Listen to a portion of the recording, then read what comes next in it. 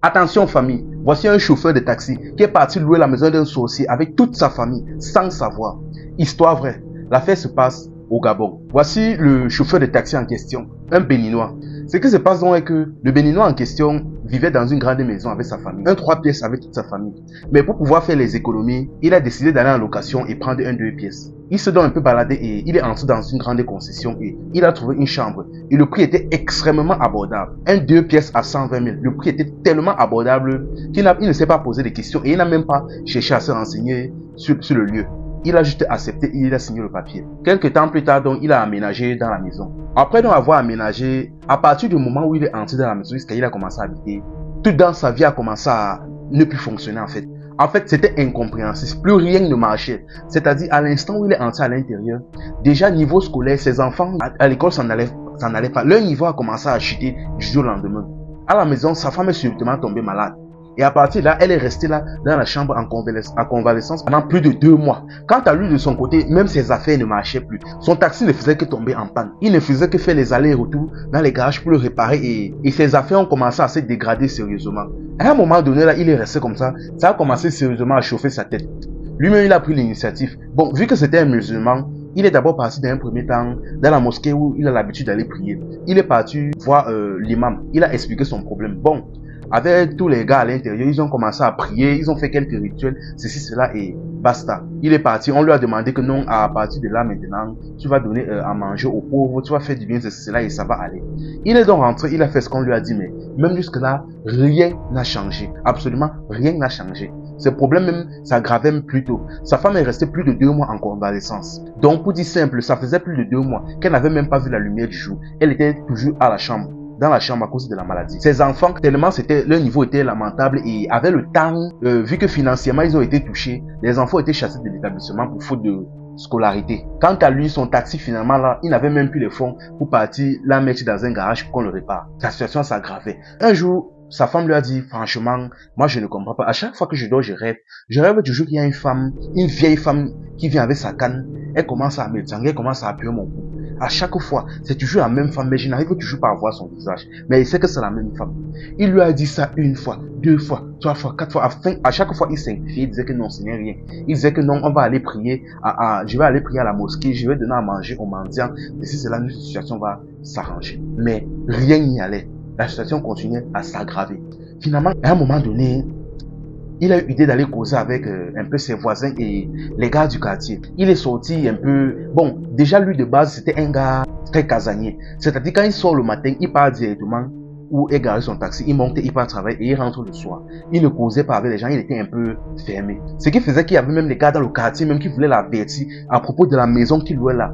Mais il n'avait pas l'occasion parce qu'il ne les laissait pas l'occasion de causer avec lui. Constamment, il bougeait, il s'enfermait chez lui avec sa famille. Finalement, lui-même, quand il a pris l'initiative d'aller causer avec les gens pour essayer d'expliquer ses problèmes, à un moment donné, il s'est arrêté vers un carrefour, quelque chose comme ça. Il a commencé à causer avec les gens. Il a commencé à demander aux gens, je ne sais pas, que la maison où je vis là, est-ce que les anciens locataires, ils étaient simples? Est-ce qu'ils ont fait quelque chose dans la maison là? Un scandale, quelque chose, je ne sais pas. Est-ce qu'avant des parties, ils ont... Donc, il voulait savoir si les anciens voisins, avant des parties même, ils avaient laissé quelque chose dans la maison là qui le menace. Tout le monde dans le quartier connaissait, mais ils n'ont pas voulu dire. Parce qu'ils savaient déjà que la barrière en question, c'était une femme béninoise et une grosse sorcière. Ils avaient peur de dire, de peur que peut-être elle le découvre et ça cuit aussi sur eux. Personne n'a dit, mais une des mamans qui étaient là-bas, on les appelle là-bas au Gabon, les mamies gâteaux, elles vendaient les beignets en bordure de route. Une des mamans là-bas a pris son courage. Elle lui a dit, tout ça c'est de ta faute. Le problème c'est que tu ne lui laisses jamais l'occasion de causer avec toi. Sinon le jour où tu venais louer la maison là, on t'aurait expliqué, dit la vérité et te dit cache de ne pas louer la maison là. Ce qui se passe que la maison que tu vis là, non. La barrière en question c'est une sorcière. Tous les locataires qui sont là-bas, ils ont vécu à peu près la même situation que toi. C'est une grosse sorcière, on ne sait même pas pourquoi elle fait ça. Donc si tu es sage, je dis mais si tu es sage, libère la maison là, tu pars. C'est un conseil que je te donne. Même si tu n'as pas fini le loyer, même si tu as payé le loyer, tu n'as pas fini le mois, libère la maison là, tu pars. Si tu es sage. Quand il a dit ça, le gars a compris. Il a vu que ça concordait avec sa situation.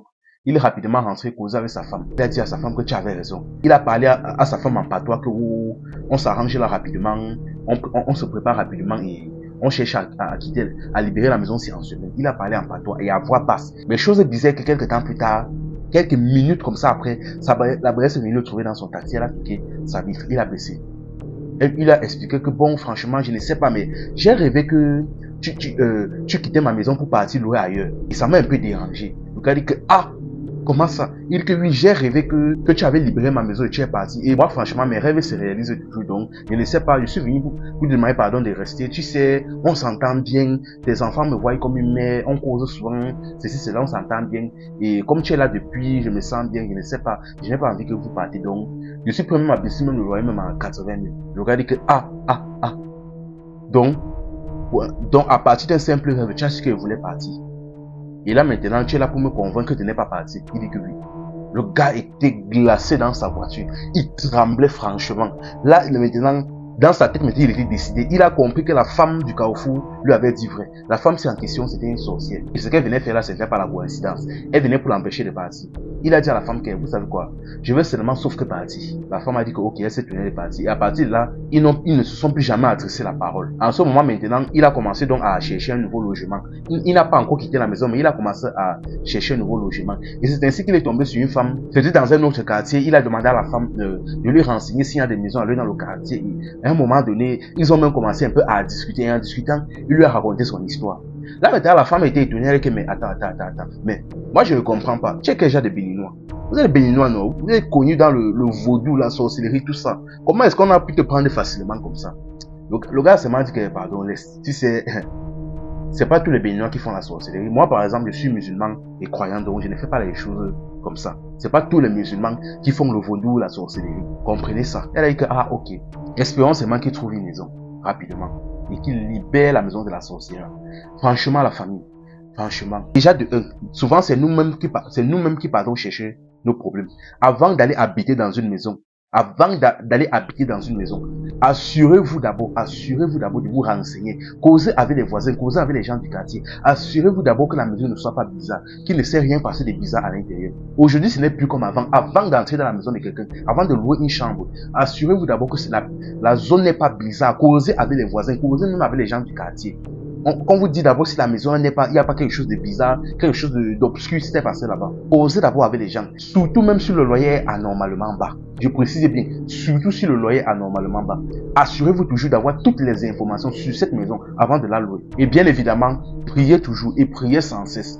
Car vous ne savez pas qui est qui. Parce que même après vous êtes renseigné, vous ne savez pas ce qui va vous arriver. Vous ne savez pas si ce qu'on vous a même dit est vrai, c'est cela. Donc, priez toujours. Surtout quand vous partez dans une maison pour habiter. Priez toujours et priez sans cesse. C'est Dieu qui garde, c'est Dieu qui protège. Likez et partagez la vidéo au maximum, la famille. Ici, c'était Info et Amusement. Ici, on s'informe et on s'amuse.